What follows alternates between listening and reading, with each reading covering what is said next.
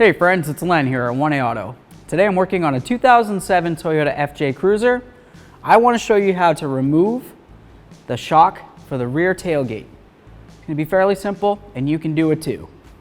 If you need any parts, you can always check us out at 1aauto.com. Thanks. So what we're going to do, just going to come over here. I'm going to try to unlock it first. This way. Easy peasy. Cool. You want to make sure you're not on too much of a hill. You don't want the door to come down and hit you or anything. We'll come right under here. There's this little tab.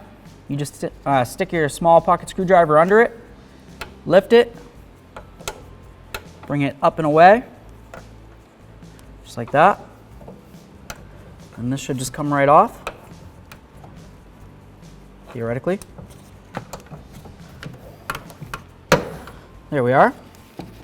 We'll do the same to the other side. We're just going to go right underneath, lift it up. And there's our rear shock assembly.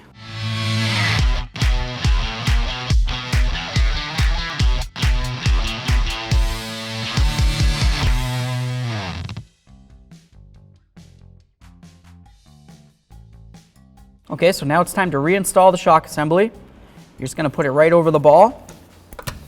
Bonk it down, take your small pocket screwdriver or whatever you happen to have, pull this back over to where you got it from. See if I can get this up there, this one right there, there we are. Give it a nice tug, can't go anywhere. We'll do this one, doesn't match up, okay? Just bring the door in a little bit. Make it happen, Captain.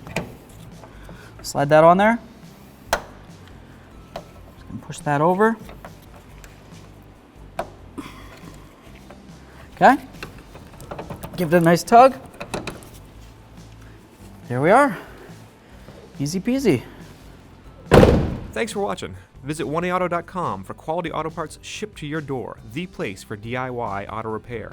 And if you enjoyed this video, please click the subscribe button.